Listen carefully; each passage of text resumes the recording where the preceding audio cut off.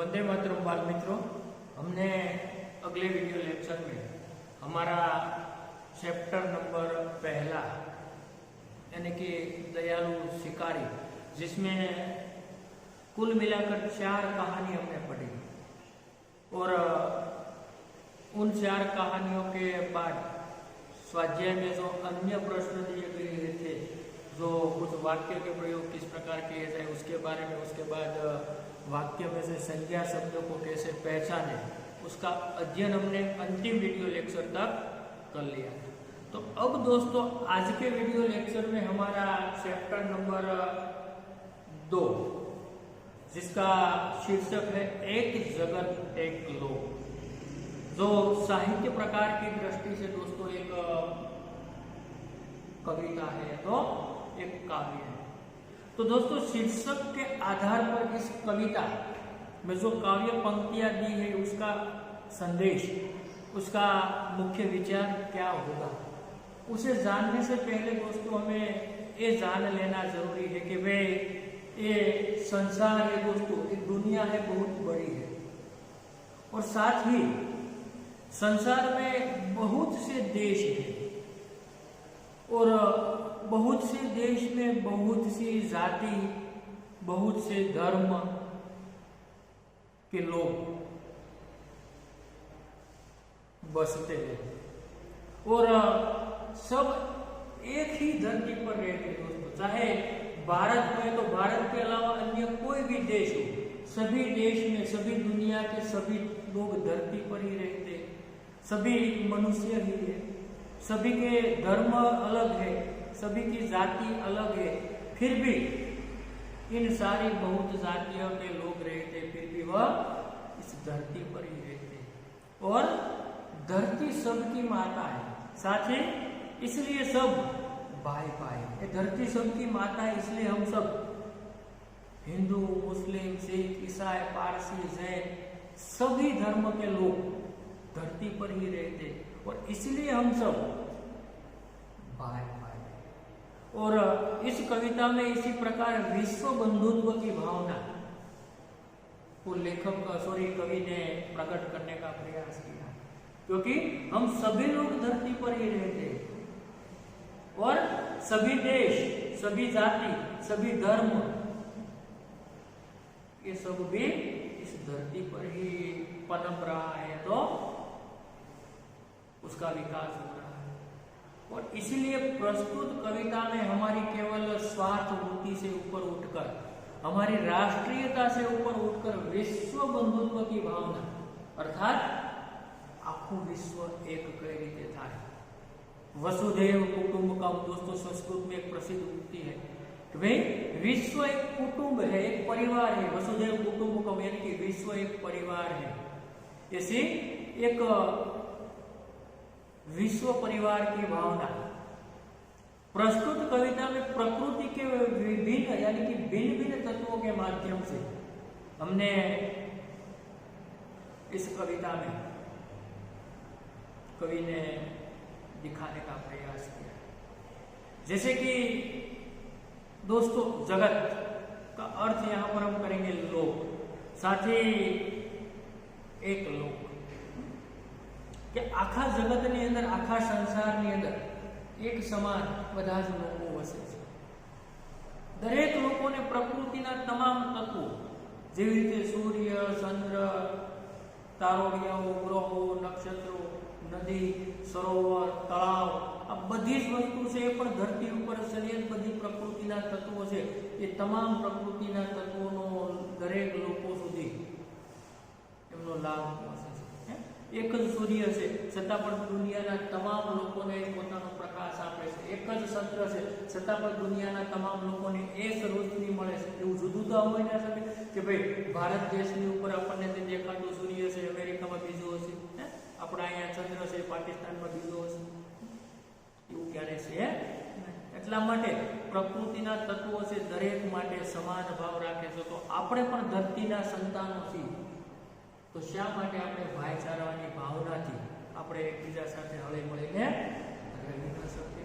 એવો સરસ મજાનો સંદેશ, ઉપદેશ આપણને આ પ્રસ્તુત કવિતા દ્વારા કવિને સમજાવવા માટેનો પ્રયાસ કર્યો છે।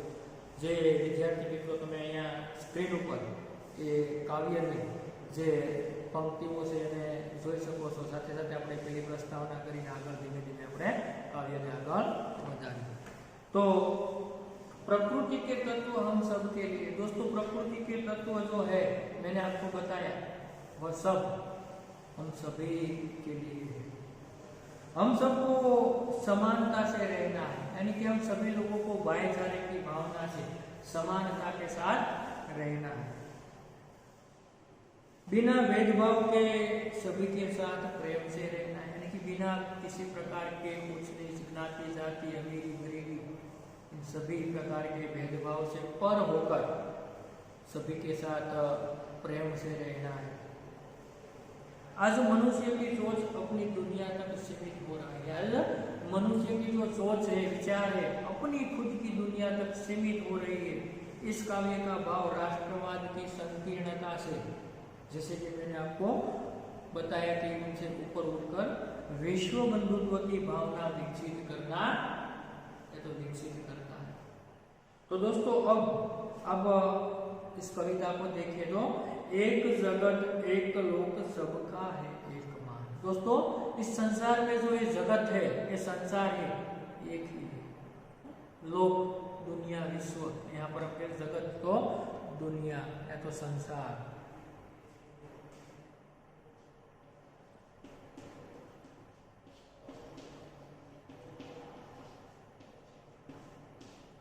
तो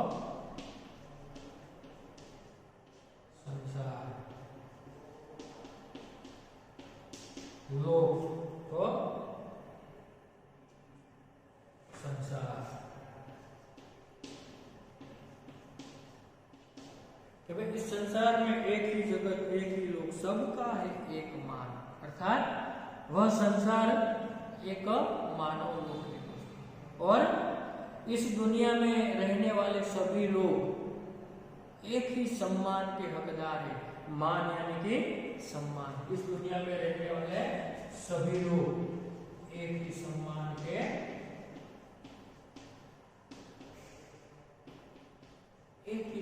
के हकदार हैं। एक चंद्र एक सूर्य एक भूमि आसमान। दोस्तों ये सारे संसार में, सारी सृष्टि में एक ज सूर्य से, एक ज चंद्र से અને એક જ ધરતી છે અને એક જ આકાશ છે। दोस्तों એની અંદર ક્યારેય પણ ફેરફાર રહેવાનો નથી, यानी कि रात में एक ही चंद्रमा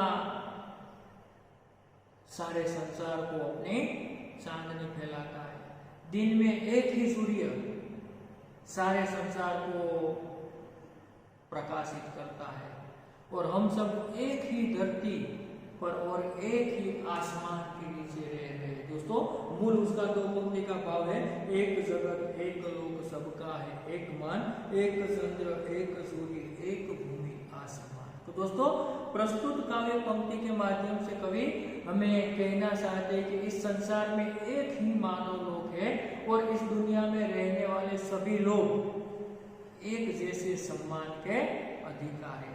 साथ ही रात में हमें जो एक ही चंद्रमा की रोशनी सारे संसार को प्राप्त होती है, उसी तरह दिन में एक ही सूर्य के प्रकाश सभी लोगों को यानी कि संसार को प्रकाशित करता है और हम एक ही धरती पर रहते और एक ही आसमान के नीचे रहते हैं। अर्थात फरी पाछो मित्रों आपणे गुजरातीमां करीए के आ संसार एक मानव लोक छे। શું છે? આ સંસાર એક માનવ લોક છે અને આ દુનિયામાં રહેનારા સૌ કોઈ લોકો એક સમાન આદર સન્માનના અધિકારી છે, અર્થાત કોઈની પણ સાથે ભેદભાવ કે કોઈ પણ પ્રકારનો રાગ દ્વેષ રાખવો નહીં। રાત્રે એક જ ચંદ્ર આખા સંસારમાં પોતાની રોશની છે, પોતાની ચાંદની છે એ ફેલાવે છે, એવી જ રીતે દિવસે એક જ સૂર્ય સમગ્ર સંસારને પોતાના પ્રકાશથી પ્રકાશિત કરે છે અને આપણે સૌ એક જ ધરતી પર અને એક જ આકાશની નીચે રહીએ છીએ। તો મિત્રો આ બે પંક્તિનો મુખ્ય આવો ભાવ આપણે સામે વ્યક્ત કર્યો છે। ત્યાર પછી આગળ એક તેજ એક હવા એક ही पानी जीवन है सुख दुख की एक कहानी, एक देह एक रक्त एक अस्थि एक प्राण एक जगत एक लोक। दोस्तों कितनी सुंदर बात यहाँ पर की कि हमें मिलने वाला जो प्रकाश क्या कहते हैं, एक तेज, यानी कि हमें जो मिलने वाला प्रकाश तेज यानी कि प्रकाश, हमें मिलने वाला जो प्रकाश है तेज अर्थात कि हमें मिलने वाला जो प्रकाश है वह उनके साथ साथ हवा और पानी, जो हमें मिलने वाला जो प्रकाश हवा और पानी एक ही है। साथ ही हम सबके जीवन में सुख दुख भी एक जैसे, यानी कि हम सभी के जीवन में सुख दुख एक जैसे ही, अर्थात जीवन है सुख दुख की एक कहानी, यानी कि हम सभी लोगों के जीवन में सुख या तो दुख आते हैं जाते हैं, इस प्रकार आते जाते रहते हैं।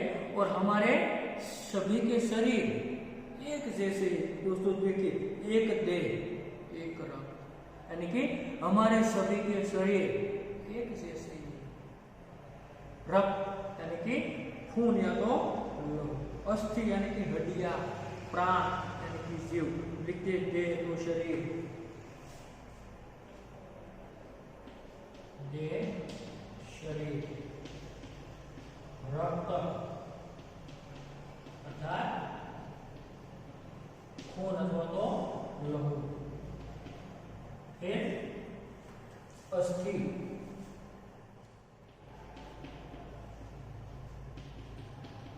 अर्थात हड्डियां और प्राण,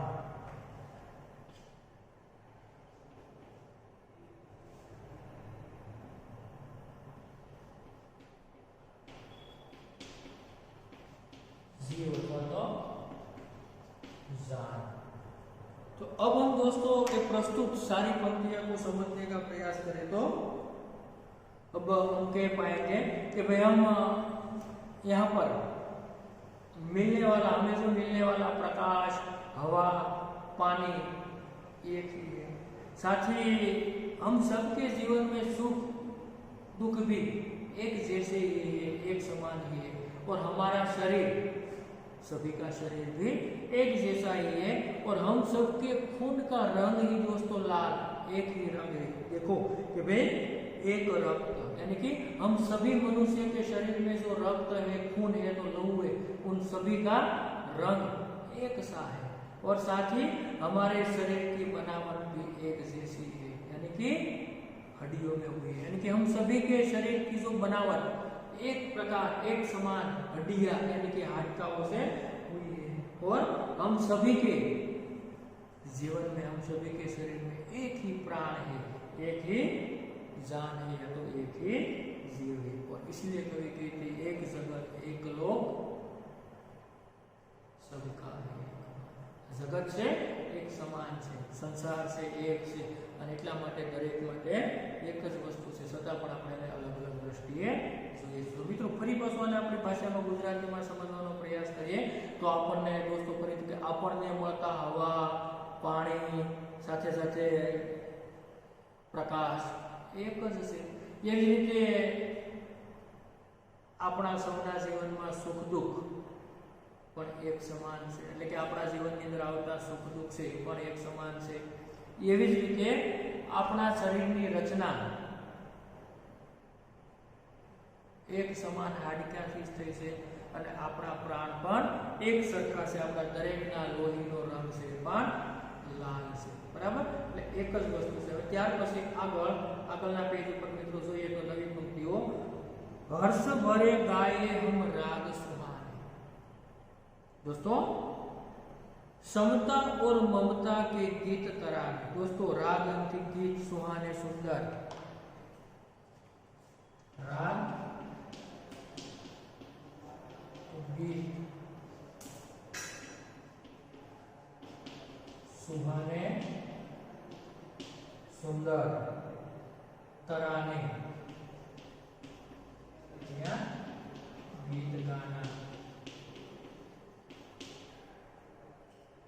तो हर्ष भरे गाए हम राग सुहाने। यहाँ पर कवि कहता है कि हम आनंदित होकर सुंदर राग से, या तो हमारे सुंदर राग छोड़े, हर्ष भरे गाए हम गीत सुहाने, यानी कि हम आनंदित होकर प्रसन्न होकर सुंदर गीत गाए, सुहाने गीत गाए, समता और ममता के गीत कराने, यानी कि हम समानता और पारस्परिक प्रेम के गीत गाए, एक दूसरे के साथ हिल मिलकर एक दूसरे के साथ समानता से बिना भेदभाव रहे हम सुंदर तराने गाए, सुंदर गीत गाए।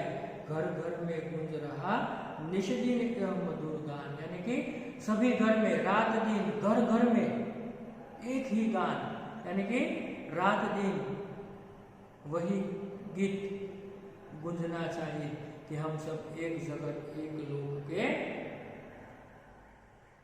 निवासी।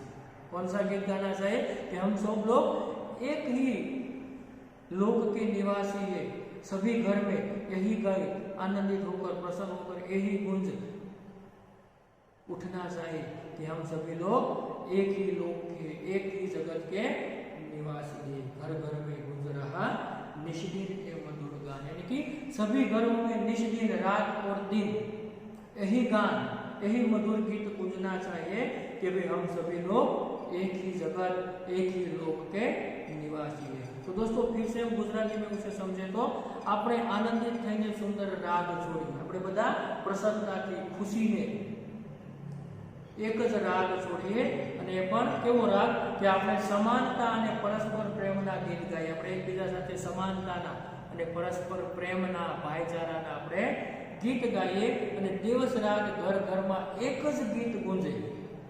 શું કહે છે? નિષ્દિન યહ મધુર ગાન। कौन सा मधुर गान कि भाई घर घर ની અંદર રાત અને દિવસ એક જ ગીત ગુંજે, જે આપણે સૌ એક જગત પછી તેમજ એક લોકના નિવાસી છીએ, આપણે એક સમાન આદર માનના અધિકારીઓ છીએ, આપણે બધાને એક સમાન માન મળે, મોભો મળે, આદર મળે, સન્માન મળે, કારણ કે આપણે બધા જ એક જ ધરતીના નિવાસી છીએ, એક જ લોકના નિવાસી છીએ। જેમ આપણે આગળ જોયું તેમ કે ભાઈ આપણને તમામ પ્રકૃતિના તત્વો સૂર્ય ચંદ્ર આકાશ ધરતી એ દરેકનો પ્રેમ જે રીતે મળે છે નિસ્વાર્થ ભાવથી, એમ આપણે પણ નિસ્વાર્થ ભાવથી એકબીજા સાથે હળી મળીને રહીએ અને પ્રેમ ભાવ સતતને માટે સદાને માટે આપણે જગાવતા રહીએ।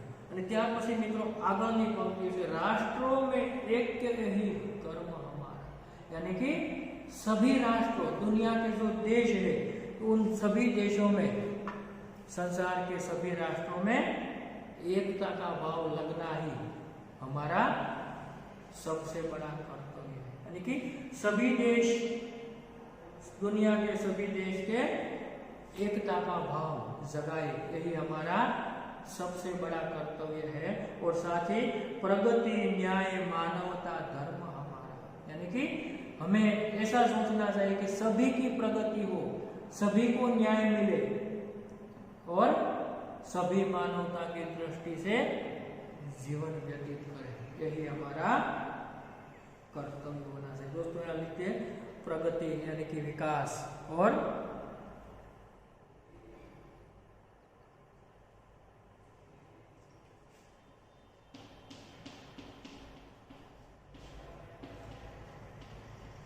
उन्नति अथवा तो विकास, फिर आगे ऐक्य तो एकता,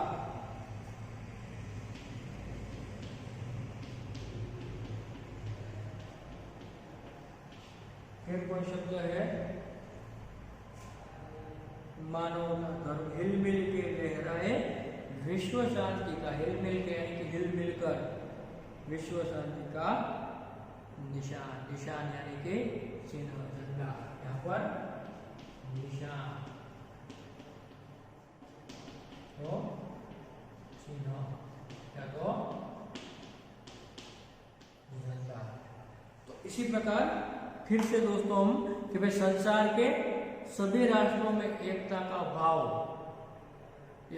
भाव लाना ही हमारा सबसे बड़ा कर्तव्य है। और उसके साथ साथ हम सब मिलजुल कर प्रगति करें, सबके साथ न्याय हो, सभी को न्याय मिले और मानवता की रक्षा हो, यानी कि सभी का जीवन मानवतापूर्ण व्यवहार करे और यही हमारा धर्म बने और हम सब मिलजुल कर विश्व शांति के निशान झंडे को लहराए। हम सब एक साथ मिलजुल कर विश्व शांति के निशान को, विश्व शांति के झंडे को लहराए, तभी हमारा जो वसुधैव कुटुंबकम यानी कि विश्व एक परिवार की भावना फलितार्थ होगी। और इसी प्रकार आगे दोस्तों हम इसे गुजराती में सहजता से सीखे तो हम कहेंगे कि संसारना सौ राष्ट्रोना एकतानी भावना फैलावीए એ જ આપણા સૌનું મહાકર્તવ્ય છે। એટલે કે વિશ્વના દરેક લોકો અથવા તો વિશ્વના દરેક દેશોમાં એકતાની ભાવના ફેલાય એ આપણું સૌથી મોટું એ મહાકર્તવ્ય છે। તેમજ આપણે સૌ હળી મળીને એક સાથે બધા જ પ્રગતિ કરીએ અને દરેકને ન્યાય મળે, કોઈને પણ ક્યાંય અન્યાય ન થાય, કોઈ પણ અત્યાચારનો ભોગ ન બને, કોઈને પણ દુઃખ ન થાય, કોઈ પીડિત વ્યક્તિની વેદનામાં એમના માટે મદદરૂપ થઈ શકાય। સાથે જ માનવતાનું આપણે બધા રક્ષણ કરીએ કે દરેકના મનની અંદર, હૃદયની અંદર એક માનવતાનો ભાવ એ ઉત્પન્ન થાય, એ જ આપણો ધર્મ બને। સાથે સાથે આપણે સૌ હળી મળીને વિશ્વ શાંતિના પ્રતીક અથવા તો ધ્વજને, ઝંડાને હવામાં ફરકાવી અને એ રીતે આપણે પોતાની એકતાને આપણે બધા સિદ્ધ કરી શકીએ, આપણી એકતાને આપણે દર્શાવી શકીએ અથવા તો સિદ્ધ કરી શકીએ। સરસ મજાની ભાવના, સરસ મજાનો વિચાર આપણને પ્રસ્તુત એ કાવ્યની અંદર કવિ દ્વારા સમજાવવાનો પ્રયાસ કર્યો। પછી મિત્રો આપણને થોડાક અભ્યાસની અંદર પ્રશ્નો 4 આપેલા છે। અભ્યાસના પહેલા પ્રશ્નોની આપણે મૌખિક चर्चा करी लिए। तो निम्नलिखित प्रश्नों के उत्तर दीजिए। तो उसमें पहला प्रश्न है, एक जगत एक लोक ऐसा कवि क्यों कहते हैं? तो हम कहेंगे कि यह संसार एक मानव लोक है और एक ही चंद्रमा सारे संसार को अपनी रोशनी या तो अपनी चांदनी फैलाता है, एक ही सूर्य सारे संसार को प्रकाशित करता है और दुनिया में सभी लोग एक ही धरती पर निवास करते हैं या तो एक ही आसमान के नीचे रहते हैं। एक प्रकार प्रकृति के सभी जो तत्व है हम सबके लिए एक है, इसलिए कवि कहते हैं कि एक जगत एक लोक ऐसा कवि कहते हैं। तो इसी प्रकार दोस्तों आपको इस प्रश्न का उत्तर देना है। उसके बाद प्रश्न नंबर दूसरा है, एक रक्त का अर्थ समझाइए दोस्तों। तो हम कह सकते हैं कि भाई मनुष्य चाहे भी किसी देश का, किसी राज्य का है तो किसी जाति का हो, किसी धर्म का हो, पर सभी के रक्त का रंग लाल होता है तो एक जैसा ही हो, यानी कि रक्त के रंग की समानता से साबित होता है कि पूरी मनुष्य जाति एक है।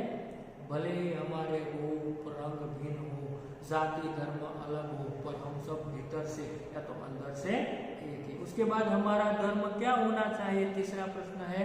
तो हम कहेंगे कि भाई सबकी प्रगति हो, सबको न्याय मिले और सब मानवता की रक्षा करे, ऐसा हमारा धर्म होना चाहिए। चौथा प्रश्न, हमारे जीवन सुख दुख की एक कहानी है, ऐसा कवि क्यों कहते हैं? तो हम कहेंगे कि भाई सभी मनुष्यों के जीवन में कभी सुख तो कभी दुख आते रहते हैं या तो जाते रहते हैं।